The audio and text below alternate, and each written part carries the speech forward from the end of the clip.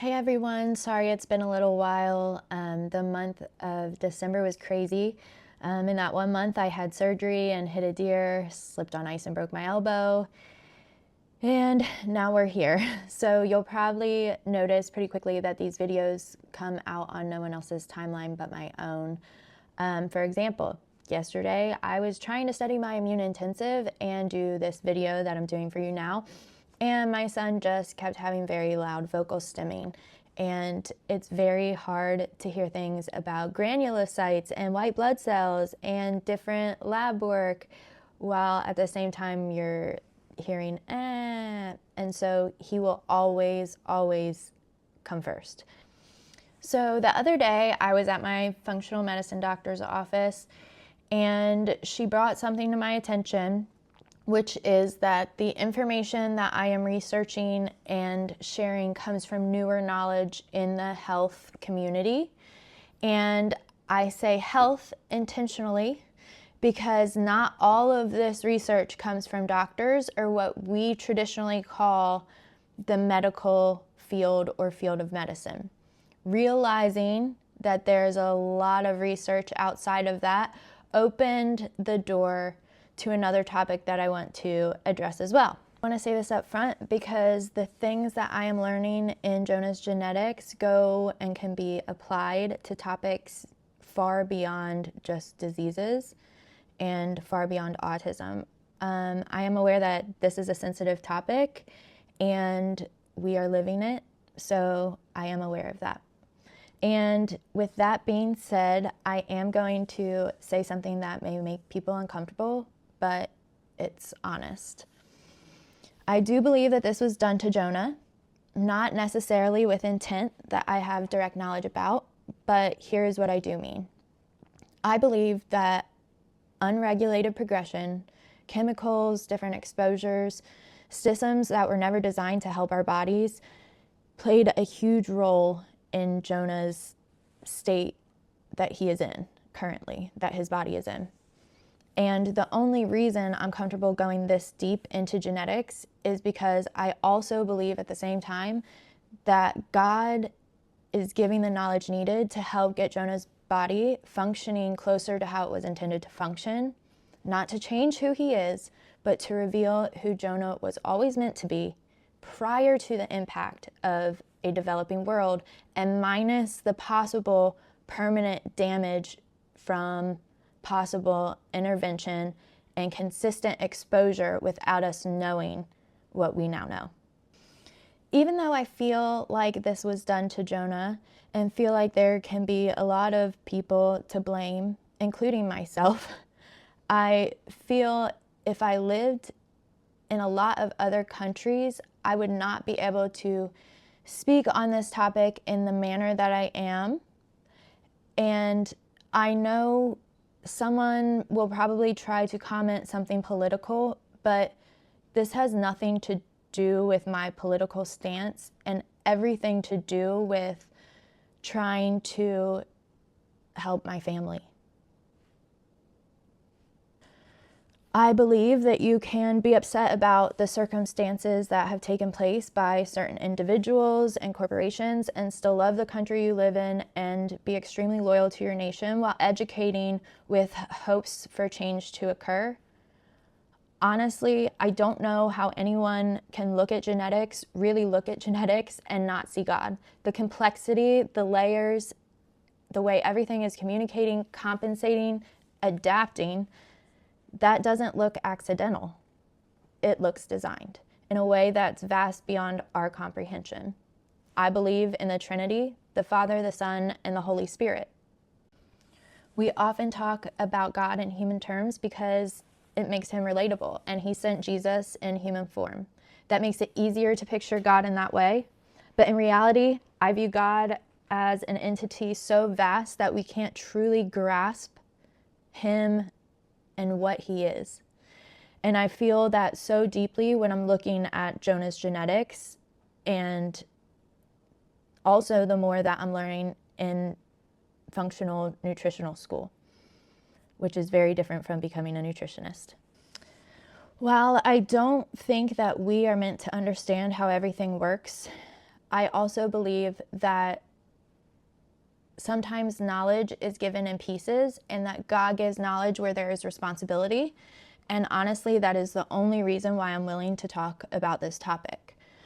I know that while I am looking at genetics to help my child, there are others who can look at genetics to cause harm, and I'm aware of that as well. So when I talk about genetics, I'm not claiming mastery, I'm not claiming certainty. Most days I still sit here thinking, why am I the one understanding any of this? I'm just a mom, I don't have formal credentials, I trip over my words, I say them wrong, and I second guess myself constantly. I truly believe this is a God thing because this was never my plan. My knowledge has been forged out of necessity for my family to survive and to thrive.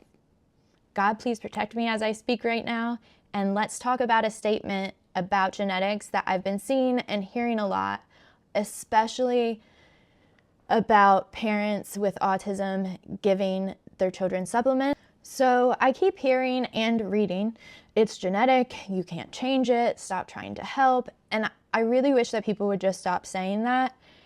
And in reality, it makes me very upset. Wanting to data dump on people is not fun, and that's what happens when I hear that statement, and it will not be helpful to them in that moment. It bothers me because that statement sounds so final, but it's actually extremely incomplete.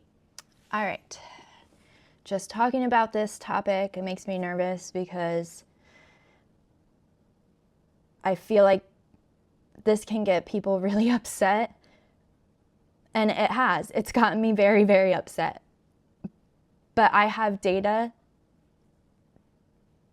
that backs up what I'm talking about right now. So just because you may not like what I have to say doesn't mean that it doesn't have truth to it. Yes, genetics are real. Yes, Jonah has autism, but that's Jonah's neurotype. I'm not trying to cure him. I'm not trying to fix him or make him someone that he's not. But autism as a diagnosis is a collection of neurological symptoms. It doesn't explain what's happening in the rest of the body that can cause the neurological symptom to occur. And that's where a lot of the struggle has been, and there has been the gap to fill with Jonah. When I talk about genetics, I feel like sometimes people imagine one thing, like a single gene that you're born with, and that's it. But genetics isn't one layer. There are multiple layers, and it's extremely complex in its functionality. There are inherited genetics. This is a complete set of genes you get from your biological parents at birth. So think of it as your DNA blueprint. Inherited genetics include all of your genes and instructions for how your body is built and how major systems work. The brain, immune system, metabolism, hormones, and detox pathways. Inherited genetics is everything encoded in your DNA from birth, including all the natural variations that come down through generations. When we study inherited genetics, we are looking at the blueprint itself, not how it is used, just what is in the code. Next is epigenetics. Epigenetics is how your body controls which genes are turned on, which genes are turned down, which genes turn off over time, or turn up or down over time. And for every individual, that time could be different. That's important. One may not suffer in adolescence, but could suffer in adulthood if their terrain turns on a SNP variation that are not as severe in its percentage of functionality. That's a mouthful. Your DNA sequence doesn't change, but chemical and molecular signals that act like switches or dimmers to adjust how strongly your genes function and are used. These signals respond to things like nutrition, stress, sleep, toxins, and overall life experience. We're finding that some epigenetic changes may even influence the next generation, affecting how genes are expressed in children without changing the underlying sequence. So the functionality changes, but the DNA sequence remains the same. That's pretty neat, isn't it? Finally, we have SNPs, or single nucleotide polymorphisms. That's a mouthful too. SNPs are inherited variations inside your genes. Some are single letter changes, other can be small deletions or insertions. These are what we're looking at with Jonah. This is what I have mainly been researching data for Jonah. SNPs don't add or remove genes, but they can change how efficiently a gene works or whether it works right. So when I'm looking at Jonah's SNPs data, I'm not looking for a diagnosis. I'm looking at a roadmap, a map that shows how his body processes stress, nutrients, toxins, energy, and how it shows up as symptoms when these processes occur. The most talked about gene right now is the MTHFR gene, but for someone like Jonah, it's way more complex than just one gene or even one gene system. MTHFR, MTR, and MTRR are all part of the methylation cycle. They control how the body recycles and uses methyl groups. These methyl groups are critical for B vitamin processing, neurotransmitter production, mood, focus, and stress recovery. If these SNPs slow down methylation, Jonah can experience fatigue, brain fog, mood swings, poor stress resilience, or slower recovery after emotional overload, which we regularly see at home and in his daily life. The COMT gene helps break down things like dopamine, norepinephrine, and adrenaline. Jonah's COMT variations mean that these chemicals stick around longer, so things that normally boost focus or energy can instead push him into irritability, frustration, racing thoughts, or emotional overload, leading to a meltdown. CBS pathway genes manage sulfur and ammonia in the body. Variations here shift how these components are handled. So if the pathway is too active, Jonah might show increased anxiety, headaches, irritability, or digestive issues. CYP detox genes influence how medications, chemicals, supplements, and herbs are all broken down. With these SNPs, substances can linger too long in his system, which can lead to unexpected side effects, overstimulation, or mood changes, even from things that might help someone else. And that's just the start. None of these genes work in isolation. They're interconnected. A slowdown or overload in one pathway creates a ripple effect in others. None of that is autism. That's physiology. It's the science of how Jonah's body works at a chemical and genetic level, and what shows up when these SNPs are activated and symptoms are seen. And here's the part that people don't see unless you've lived it. When you support one system without understanding the others, you can make symptoms worse. A supplement that's meant to help one pathway can overstimulate another. A medication that reduces anxiety can slow detox and increase aggression. An herb that's supportive in one person can be overwhelming in another if the system underneath can't process it. And this is where I want to say something really important, because this applies not just to supplements or medications, but to herbs too.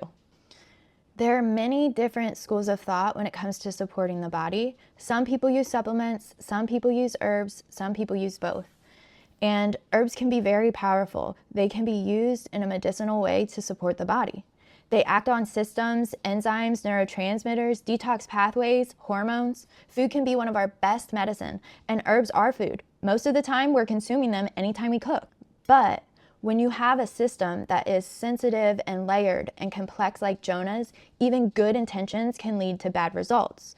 You can use the right herb for the right reason at the wrong time and create a crash in the whole system. You can stack things that are individually helpful, but together they overwhelm the detox or the nervous system. You can create synergy that looks great on paper, but in a blocked system, that synergy becomes pressure within the body. You can use the right thing at the wrong time and cause a crash. So this isn't about saying herbs and supplements or medicine are bad. It's about understanding the timing, the sequence, and the body's capacity. The body has to be able to be in a state where it can actually process and benefit from support. If the pathways are blocked, overloaded, or underactive, giving someone something too soon can be ineffective or even cause stress instead of help. That's why genetics aren't the only way to help somebody.